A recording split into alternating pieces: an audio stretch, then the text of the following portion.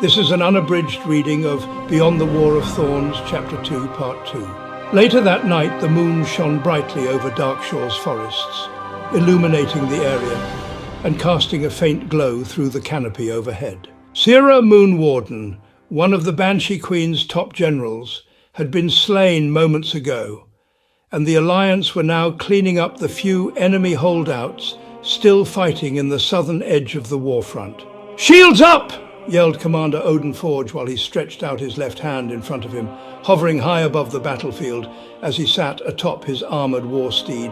The Horde projectiles crashed and shattered before even reaching the commander, as he was protected by a nearly invisible divine shield. All anyone could perceive was a bright yet transparent yellowish hue, which was stopping all enemy attacks. "Loktar Ogar!" shouted a female orc as she charged at the commander, ready to strike with both of her weapons. Her advance was quickly halted as a bolt of pure moonfire shot down on her from the sky. Her skin began to sizzle and burn, but the pain only seemed to infuriate her as she turned towards her attacker, Geridus Alpha Star. Before the orc made another move, though, the night elf began to form a ball of swirling golden energy between the palms of his hands. A variety of plant life would form and spawn from this orb of energy, as if the very essence of life were under the druid's control. "Face nature's wrath," said Geridus, as the ball of energy grew in size and his eyes glowed with a similar golden hue. The Kaldori then fired the fully charged orb of energy at his enemy, striking her in the torso. The orc's limp body flew back several yards and landed in front of a troll holding a large spear, who looked down to see a massive wound on the corpse covered in vines, leaves, thorns, and all other manner of plants. "You be paying for that, man!" yelled the troll as he prepared to throw his spear at Geridus. Before he could release the projectile, however, the troll suddenly underwent a polymorphic transformation, changing into a small and quite harmless sheep. "Ha ha ha ha ha! Lamb chops, anyone?" jeered Norik Mithril Wrench as the newly formed sheep plopped down on the ground and began to wander around aimlessly. "One serving, coming right up," added the gnome as he charged powerful arcane magic in his hands. Norik then fired the arcane blast at the small ruminant mammal, which resulted in sheep bits flying all over the battlefield. The scene was so gruesome that several Horde soldiers immediately switched their attention to the gnome. They all aggressively rushed at Norik, not wanting another of their brethren to suffer a similar fate. But before they neutralized the small mage, they were met with a terrifyingly massive monstrosity. Jaffron Alpha Star had transformed into a giant, hulking, bear-like creature and was now charging at the Horde assailants. While most druids, sworn to be guardians of their people, had mastered the ability to turn into ferocious and powerful bears, a few had been gifted an even mightier form by ancient Grizzlemore spirits. The Grizzlemore were a towering bear-like race of humanoids, and like them, these gifted druids had strength beyond comprehension. They stood on their hind legs and balanced themselves with their titanically powerful arms, the same arms they would use to crush their foes. Their claws were so massive and sharp that a single swipe could dismember several enemies at once. Mironin Alpha Star, the father of Jaffron and Geridus, was one of the first to receive this gift due to his heroic acts against the Legion long ago. Mironin had passed on this gift to Jaffron, a gift that was now being wielded against the unfortunate Horde forces in Darkshore. Jaffron hit the first attacker so hard that the impact knocked the victim's allies off of their feet. The hulking beast then thrashed and swiped at them all with its deadly claws, disemboweling and dismembering some. In an attempt to stop the ferocious monster, a goblin took aim at Jaffron from a distance with its catapult and fired a flaming boulder at the night elf. As Jaffron saw the projectile quickly closing in on him, he did not look to evade the attack, as the impact might hit his companions to his rear.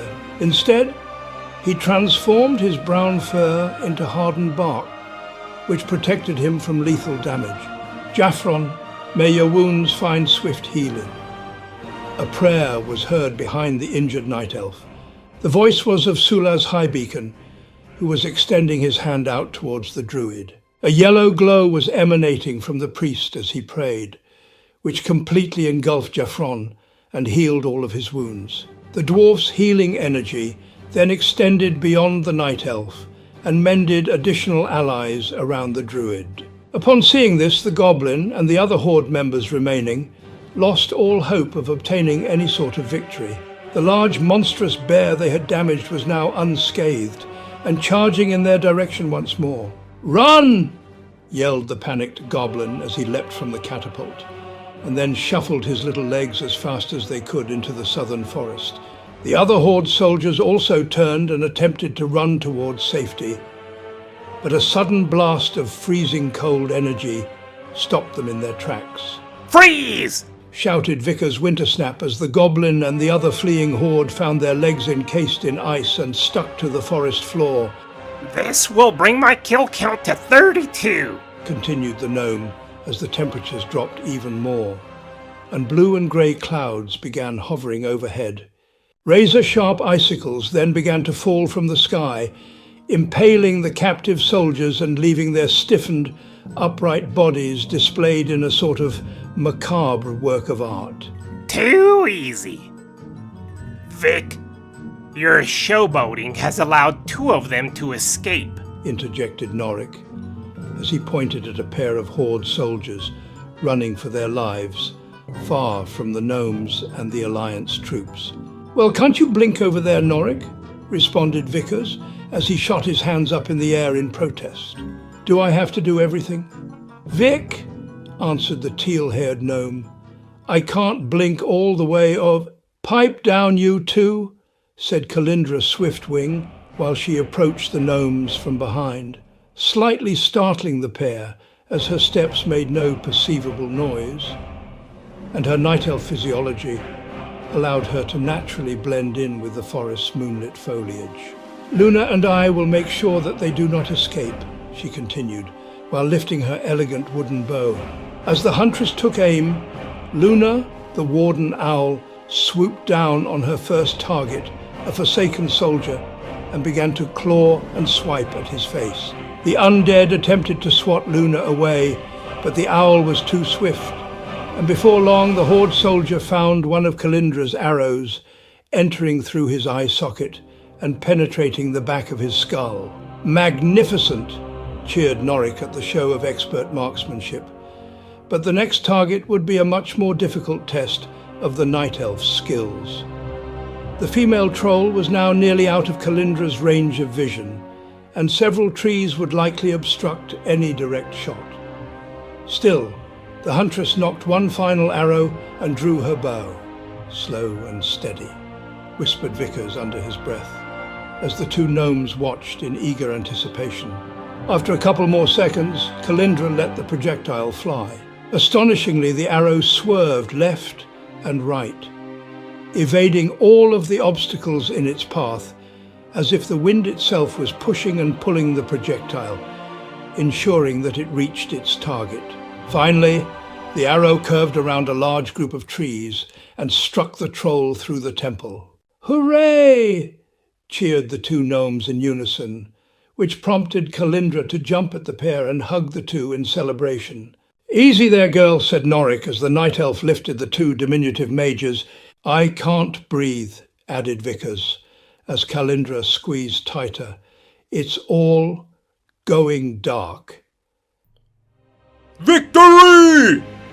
shouted Commander Odinforge, as the last vestiges of Horde were wiped from the battlefield.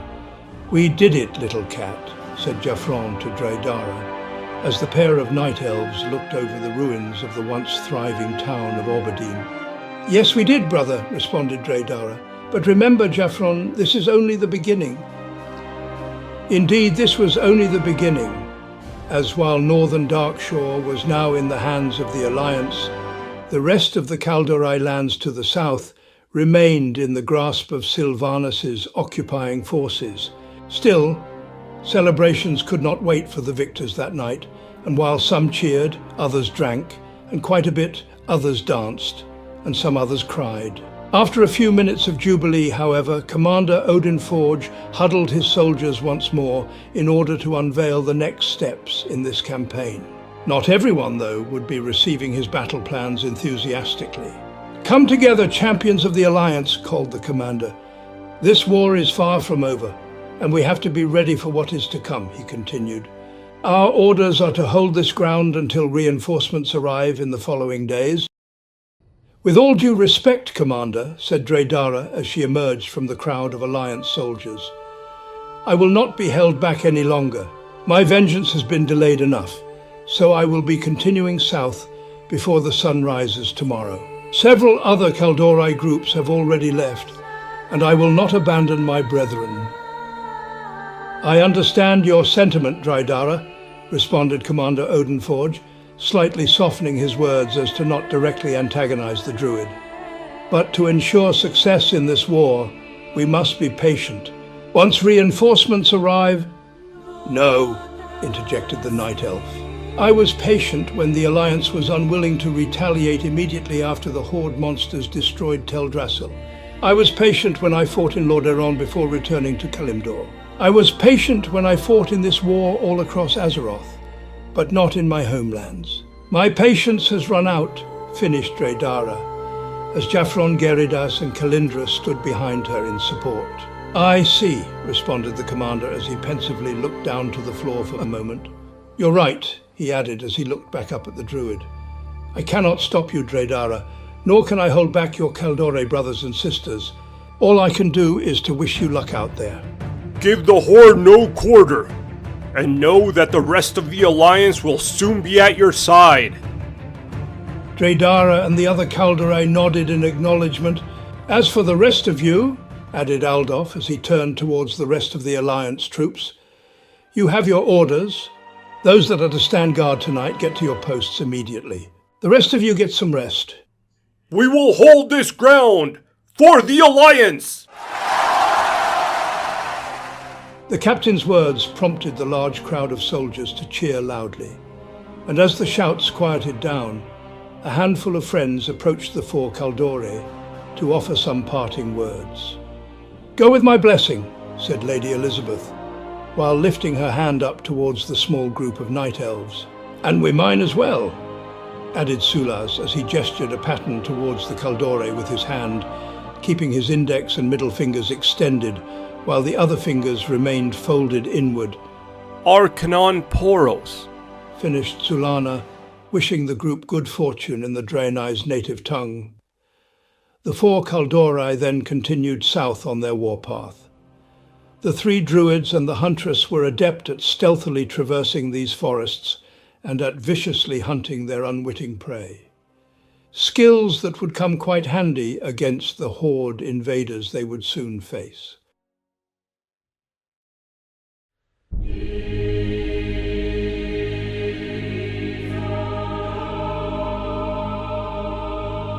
A faction of outcasts. That is what the Horde had become when Thrall took upon himself the mantle of war chief, after Gromish Hellscream sacrificed himself to free his people from the demon's grasps. Those of Thrall's Horde, however, had more in common with each other than simply needing a sense of belonging.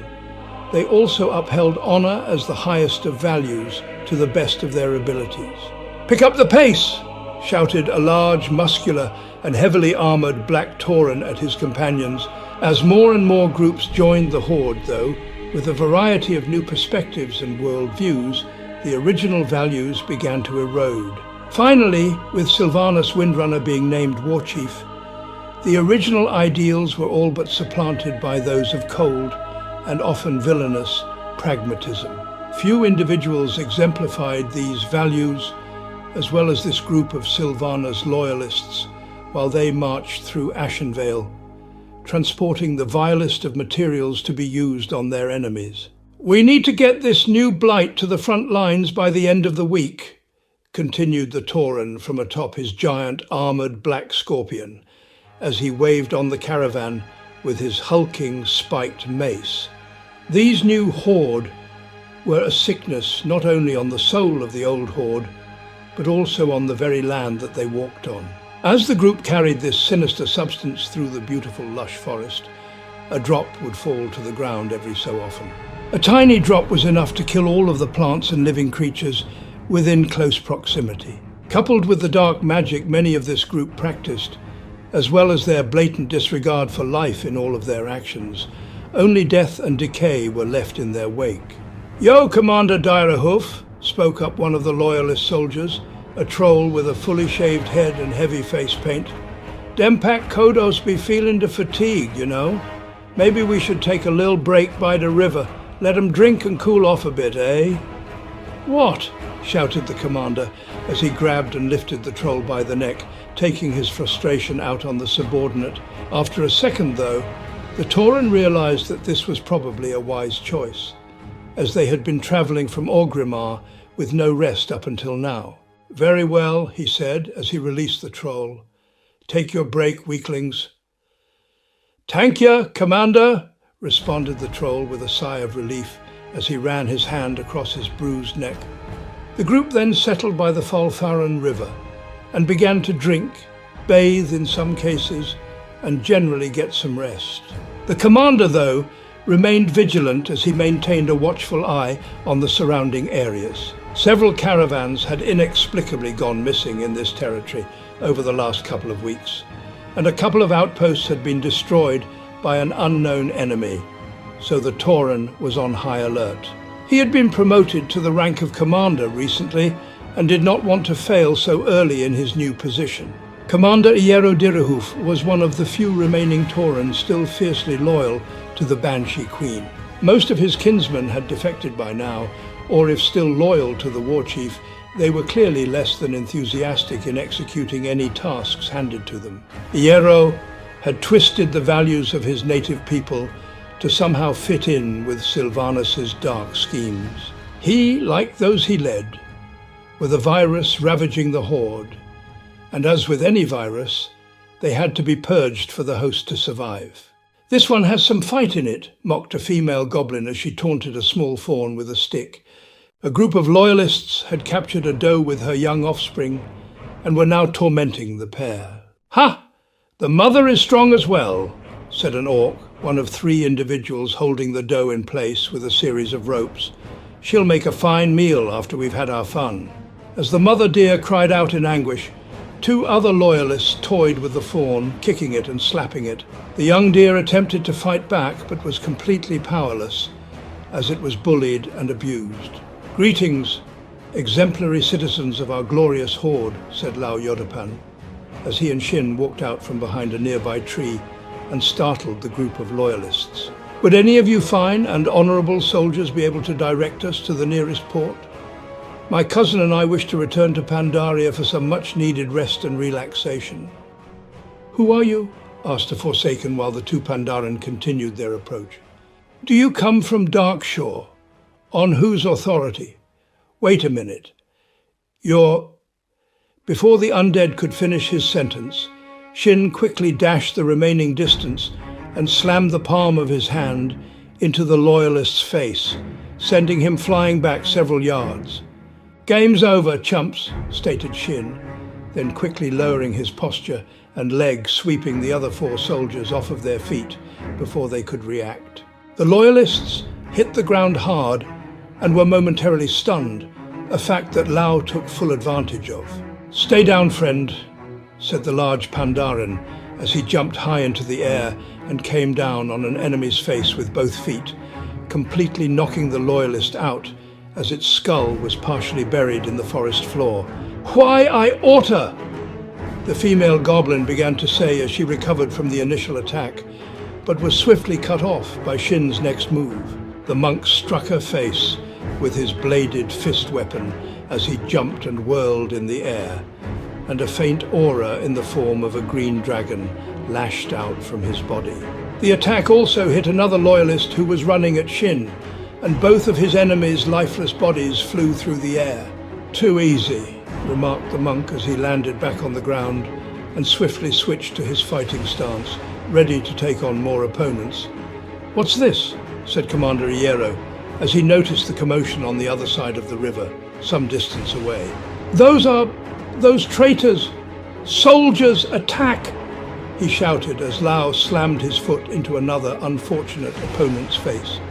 The rest of Iero's squadron began to make their way towards the two Pandaren. But before the Tauren himself crossed to the other side of the river, he heard a familiar voice beckon him from behind. Iero Direhoof!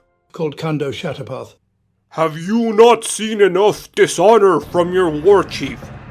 Have you not slaughtered enough innocents? So, traitor, it has been you, responded Iero, that has been sabotaging the Horde's efforts in this forest. It does not surprise me that a coward like you continues to fight against his own people. Sylvanus' Horde are not our people, said Kando as he approached Iero while holding his axe to his side with one hand and extending the other hand as a gesture of benevolence. We grew up together, Iero. You knew my family and you even fought side by side with my father. We should not be enemies. Help us purge this evil from our ranks, brother, and help us return honor to the Horde. I find no honor in betraying a war chief who will ensure the well-being of my people for many generations, Kando, responded Iero as his posture changed to an offensive one, ready to attack. Now die, traitor! He shouted as he charged forward at Kando, swinging his colossal mace at the Horde rebel. Kando lifted his battle axe in time to block the attack, and the two became gridlocked, pushing back and forth in a contest of strength. On the other side of the river, and several dozen yards away, the Loyalist troops were now closing in on the two Pandaren. Lao and Shin stood ready for the onslaught of soldiers coming their way, but before the Loyalists could reach the rebels, the ground began to shake furiously. Let the earth claim vengeance against you, fiends, shouted Achak Cloudweaver as he used his elemental power to open a giant crevice on the forest floor, causing most of the Loyalist troops to fall into its depths. I think it's my turn. I better hurry, thought Hina Wolf Cloudweaver, as she used her own power to lift the ground up from under a giant oak tree. Yay! She shouted with glee and jumped excitedly as the toppled tree fell perfectly into the crevice, smashing down the troops who were trying to escape.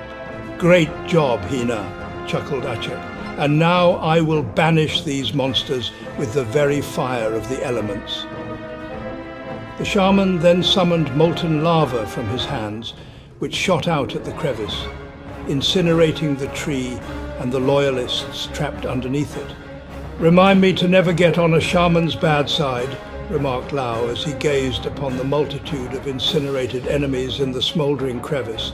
Let's take care of the leftovers, cousin, he added. But as he looked around for his relative, the other Pandaren was nowhere to be seen. Shin? Where did you go? Unbeknownst to Lao, his cousin's volatile temper had drawn him far from the other rebels, and the reckless monk was now locked in a test of skills with an exceptionally cunning foe. You think you're better than me, troll? Angrily shouted Shin, while dodging multiple axes thrown at him in rapid succession by the Sylvanus Loyalist. I be going easy on you, mun, mocked the assailant. A soft thing like you be standing no chance, added the troll with a wide grin, as the swift monk ducked and jumped while moving closer to him. The troll had proven to be quite agile up until now as well, and had evaded all of Shin's attacks while diving and flipping to safety when the monk closed in. I'll show you, growled the Pandaren, while his last maneuver placed him within striking range of the Loyalist. Putting all of his ire into one punch, Shin hit the troll with such force that his fist weapon's blades ripped half of the enemy's face off. What now, scum? Said the Pandaren, his anger now turning to cruelty. Grrl, be fine, mon, responded the troll, while blood dripped from the massive wound he had endured, and he struggled to get to his feet. Yeah, you look fine, mocked Shin, now gleefully smiling over his downed opponent. And tell me, troll, how exactly were you expecting to beat me? The Pandaaran's hubris, however, quickly faded as several other enemies emerged from the trees and shrubs nearby. Good answer, added Shin. You see, Mon, continued the troll as he rose to his feet, and his wounds began to heal at an accelerated rate. I be like new soon, but you're in trouble. You didn't keep track of the surroundings, and you walked into a trap. The loyalist finished, as a spear thrown by a different troll closed in on Shin's head. The monk just barely managed to move on time to avoid a killing blow, but the projectile still managed to slice open his trapezius muscle. Ha! That panda be slippery, said the other troll as she prepared to throw a second spear. Shin clutched the wounded area as blood began to flow down his torso. You'll die here, honorless Pandaaran, shouted a third assailant, a heavily tattooed Magha orc, who jumped out from the opposite side and swung his axe at Shin. The monk sidestepped the attack and struck the orc's face with his palm, momentarily knocking the enemy to the floor. Two more assailants charged at Shin, a Forsaken from the front and a goblin from the back. Before the attackers could strike him, though, the monk quickly lunged forward and kicked the undead in the chest, sending it flying. Using the same leg, Shin skillfully back-kicked, catching the goblin to his rear in the jaw. "Ah!" wailed Shin in pain as the first troll's throwing axe slammed into his side. The monk's enemies were relentless and did not allow him to catch his breath, even for a second. Attacks rained down on Shin from all around, whittling him down bit by bit. "You're nearly done, Panda," jeered the female troll as she leapt in, thrusting her spear at the monk. Shin was still too swift for her, and he quickly leaned back and grabbed the long weapon as it travelled in front of his face. Shifting his weight, he used the momentum from the troll's own attack to send her crashing into a nearby tree. Ugh! Shin let out as another attacker, a female orc, sliced his calf in half, forcing him to drop to one knee. All but helpless, it appeared the monk was now living his last moments. "I'll take your head as a trophy," exclaimed the Magha orc, while lifting his battle axe to the skies, ready to decapitate the Pandaren. "Shin, watch out!" shouts suddenly rang out from nearby. The would-be executioner was momentarily distracted, and he looked over to Lao, who was now quickly closing in. The Magha orc had no time to react before his head clashed against the charging Pandaaran's hardened skull, and all went dark for the loyalist. Several other enemies were quickly eliminated with lightning and fire from Achak and Hina, giving Lao the chance to check on his relative. "Are you all right, cousin?" asked Lao as Shin remained on one knee, and much of his blood kept dripping to the ground. "I'll heal him, Lao," said Hina as she approached and placed a totem next to the fallen Pandaaran. "You helped my grandfather finish off the rest of the enemies." The totem started emitting streams of blue particles, which instantly began healing Shin's wounds. "Agreed," responded Lao as he turned towards the remaining assailants and charged at them with kicks and punches. One loyalist, however, was not unwilling to go down so easily. The troll axe thrower had worked hard for his kill and would not be defeated without at least one last attempt to finish off Shin. The loyalist sneakily approached the recuperating monk and readied two more of his weapons. "Not another step," ordered Achak, who noticed the troll's movements. The shaman then unleashed a cord of lightning from his hands and lassoed the troll. The loyalist immediately found himself unable to move as the lightning wrapped around his body. With each second, more and more raw electrical power was funneled into the troll's body, and his flesh soon began to sizzle and burn. "Ah!" The Sylvanas loyalist let out one final cry before his strength gave out, and his lifeless, incinerated body fell to the ground. "Thanks for coming to my aid, friends," said Shin, who was now able to stand. With all of his wounds healed, at least the physical ones, and with all of the enemies dealt with, the Pandaaran had once again been saved from the maws of death. His uncontrolled temper had nearly gotten him killed again, a fact that did not escape him. "It was our pleasure, Shin," said Hina joyfully. "Just do me a favor, cousin," said Lao. "Please try to be more careful next time." I hope that when we return to Pandaria one day, Neither of us are in an urn. Although Lao lightly chuckled as he spoke, Shin did notice a hint of true concern in his cousin's words. "I agree," added Achak. "If you spend too much time courting the afterlife, there may come a time when the spirits are no longer willing to allow you to come back to us." Shin simply nodded in agreement with his companion's words of advice. "For now, though," continued the old shaman, "we should check up on Kando. I have a feeling that his battle will prove just as eventful as ours. Brother, what kind of life will our people have if we become honorless monsters? If we lose all of the traditions and values that made us who we are? Is that what you want for the Shuhelo?" asked Kando of his opponent as he blocked another attack and followed up with a powerful punch to Iero's snout.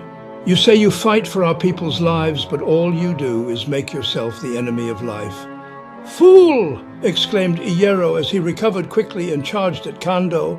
"Our traditions are of no value if we are all dead," continued the Sylvanas loyalist as he swung his mace with such force that it knocked Kando down, even though the attack was blocked. "Very well, old friend," said Kando while he used his axe to push against Iero, who was now on top, attempting to drive one of his mace's spikes into the rebel's eye. "I made a vow," continued Kando, as he used his powerful legs to push Iero off of him. "I will no longer allow dishonor to destroy the Horde, so if you will not listen to reason, then I am left with no choice. You die today, Iero," he said, as he brought his massive war totem to his side, and his eyes began to fill with rage. "Is that so?" said the loyalist, who could now see that the rest of his squadron was defeated, and the other rebels were now quickly approaching. "Count yourself lucky, Kando," continued Iero as he picked up a torch lying next to him and struck it against his mace, instantly igniting it. "You get to live another day. When next we meet, though, only one of us will be left standing." "No," whispered Kando to himself as Iero threw the lit torch at a nearby crate filled with dynamite, and a massive explosion rocked the area. Kando was knocked back a few yards, and the blight-filled barrels were also shattered by the blast, spreading plague all around. The rebel then regained his senses in time to see Iero ride away on his giant scorpion. "Coward," thought Kando, as he slammed his fist into the ground, rage coursing through his veins. "I see he got away," said Lao as he arrived at Kando's location, rolling rapidly on the forest floor to the warrior's side. "He did," responded Kando, irritated with this fact. "I gave Iero a proper opportunity," thought the Tauren. "He made his choice, and when next we meet, I'll ensure he does not escape again." "Unfortunately, this blows our cover," continued Lao. "Sylvanas's forces will now be informed of who has been ambushing their outposts and caravans. We have more pressing matters to attend to at the moment," said Achak from behind them, walking as fast as he could, the ground lightly trembling with each of his steps. "This blight-infused fire will cause significant damage to the forest if it is not brought to heel, and, cough, it's probably not good for our health either," added Hina, while covering her nose and mouth with her hand, as she and Shin walked by Achak's side and smoke was starting to surround them. "Hina," said the old shaman after contemplating the situation for a few seconds, "I need you to muster all of the power that you can wield. Bring all of the rain the elements can offer you, and the rest of you, stand back." "I'll try my best, grandfather," responded Hina as she looked to the sky and lightning began to flash within her eyes. Achak then stretched out his hands and the whole forest began to tremble.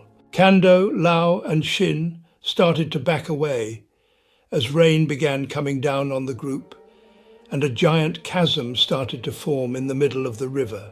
"More rain, Hina!" shouted Achak, as the chasm began to swallow the river's waters, along with much of the fire-engulfed blight. "I'm trying," responded Hina, as her whole body strained from the effort, and more clouds started to gather, darkening the sky. "You can do it, Hina!" shouted Kando from a distance, as he and the two Pandaren cheered the shamans on. The rain was now pouring down vigorously, drenching the group and the surrounding area. "I have never seen her exhibit this much power," said Lao, after a few minutes, as all 5 rebels were now soaked from the deluge. The Falfaran River was now completely overflowing and flooding everything around, even while torrents of water continued to drag all the blight into the still widening chasm. "Ah!" wailed Hina, as she exhausted the last of her energy and fell to the ground. By now, all of the blight had been swept into the chasm, along with all of the infected fauna, and all of the fires had been extinguished. "Grab her and take her to safety," ordered Achak of his 3 other companions, to which they obeyed and immediately rushed to Hina's side. As the group carried her far from the chasm, Achak began to call on even more of his power, and the earth started to shake violently as the chasm began closing in on itself. "Elements of the Earth Mother," called Achak, "grant me the full might of your power as I heal this wound." With that final shout, waves of earth started sweeping towards the chasm. After what seemed like an eternity, the last of the opening was closed shut with a loud crash of stone and soil. All of the rain clouds had dissipated and the Falfaran River was now flowing in typical fashion, but the surrounding area showed evidence of a very tumultuous event. All of the vegetation had been stripped from the ground, including the trees, of which several laid on the forest floor. "The land will heal in time," thought Achak, as he evaluated the surrounding devastation. "We did it, grandfather," said Hina, while she and the other 3 rebels approached, Kando helping her walk, as she was still heavily weakened from the power she exerted moments ago. "Yes, we did, Hina," responded Achak with a light chuckle. "Your powers are really growing now, granddaughter. There is more I need to teach you, so that you can remain grounded when channeling such forces. But I think it wise for us to head home now." That battle was quite loud, so I'd expect more of Sylvanus's forces to come investigate soon. "Agreed, Elder," responded Kando with a look of frustration on his face.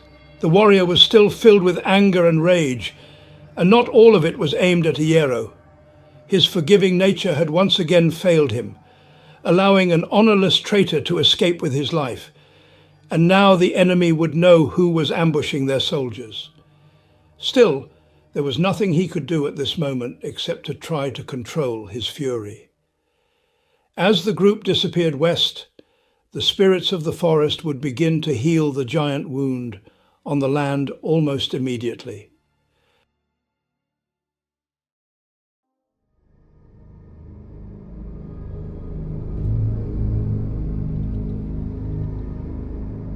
This was a massacre, thought Iron Ghost as he walked through the bloodied puddles in Dustwallow Marsh. That blasted corpse didn't spare anyone, not the elderly, not the young, not the too young. The grisly scene contained the bodies of many Horde deserters and several Sylvanus loyalists. Notably gruesome were a handful of charred bodies belonging to would-be assassins and the severely mutilated body of a Sindarai mage. Still, the rest of the corpses did not fare any better, as much of the local wildlife was now feasting on the remains. "Wah!" exclaimed Iron Ghost, as he heard a ferocious growl from his left flank, and turned to find a massive crocolisk emerging from the swamp waters and rushing towards him. Before the giant beast managed to bite down on his leg, the orc jumped, flipping over the crocolisk. While still mid-air and momentarily upside down, Iron Ghost drew both of his cutlasses, which he then used to impale the hungry predator as he landed on it. The crocolisk slightly thrashed one last time before going completely still, but the orc was not out of danger as he heard another noise from behind. "Who goes there?" asked Iron Ghost as he quickly drew his firearm, an elegant flintlock pistol with gold trim and a decorative skull emblem, and turned to face this new threat. Standing several yards away, the orc found a Forsaken hunter aiming his drawn bow at him, arrow nocked and ready. Several seconds passed as Iron Host and the undead aimed their weapons at one another in a tense standoff. "My name is Arturius Belknock," finally spoke up the Forsaken. "And if Dagon sent you to finish me off, I would just ask you to evaluate your options, considering that I can drive this arrow through your skull before you can even think about pulling that trigger." The undead had no armor or clothing on except some damp trousers. His dark, black, withering hair stood in sharp contrast to his pale and leathery skin. As Arturius' torso was uncovered, a huge gash spanning most of his midsection could be clearly seen. The hunter had been nearly cut in half and was only now held together by a series of stitches spanning the wound. Behind the Forsaken was a crocolisk carcass that he had been dragging along, and to his side stood ready a large mastiff who evidently had also been injured in combat. The hound had a series of bandages wrapped around him, nursing a wound on his shoulder. "Arturius Belknock," thought Iron Ghost. "The Ghost Ranger? I've heard of him, and he's right. He's too fast with his bow. Fortunately, it seems he's not with Dreadblade." Iron Ghost then suddenly pulled his pistol back, pointing it up at the sky and de-escalating the situation. "I'm not with Dagon," said the orc. Grunted Arturius while still aiming at the rogue's head. "Then who are you? What are you doing here?" "I'm known as Iron Ghost," responded the orc, "and I'm trying to stop Dreadblade. I've been tracking him for some time now. I'm trying to stop his trail of blood," finished the rogue as he gestured at the massacred corpses that laid all around. "Very well," said Arturius after taking an extra couple of seconds to consider the orc's words. "You were too late here, I'm afraid." The Forsaken then sat down and, along with his canine companion, began to feast on the crocolisk's body. The undead was clearly famished, as he didn't even bother to cook his prey's meat. But this wasn't the detail Iron Ghost most noticed. "There are plenty of humanoid corpses around," thought the orc, "yet he doesn't cannibalize any of them." Iron Ghost still hadn't discarded the possibility that the Forsaken was lying, and this was all some sort of trap on Dagon's part to eliminate any would-be threats. Small signs, such as Arturius' eating habits, though, did help convince the orc that the hunter was indeed not an enemy. The fact that the rogue didn't have any arrows inserted in him was also a good sign. "You fought Dagon," noted Iron Ghost as he slowly approached the feasting Forsaken. "I did," responded Arturius while running his hand along the massive wound on his torso. "The fool thought me dead. He thought his poisons would finish me off. But I was ready," added the Forsaken while holding up a small vial, partially filled with a strange green liquid. "I drank this specially crafted anti-venom before the battle started, and I gave a dose to my hound Colonel as well. Sadly, I wasn't able to help anyone else with it," finished Arturius, while looking over at the remains of Scion Skyblaze. "I see," said Iron Ghost, while putting together the undead's non-verbal communication and more accurately picturing what transpired here. "What will you do now?" "I'm not sure," responded Arturius, while looking pensively into the distance. "Stop Dagon and Sylvanus, I suppose. It's the only thing I can do to ensure that those like me can have a future." "I'm going after Dreadblade," interjected Iron Ghost. "I could use your help." "I could do that," responded Arturius while looking up at the orc. "But first I have some things to take care of. Those that betrayed this caravan need to pay," he finished, as he looked back at the crocolisk and continued eating. Iron Host simply nodded and made his retreat. "Now," thought the orc as he mounted his black riding wolf, "I think I need to pay my contact a visit. I always seem to be one step behind Dreadblade, so I need to make sure I'm not being played for a fool." The sun still shone brightly over the marsh as Iron Ghost rode north to his next destination, the goblin town named Ratchet.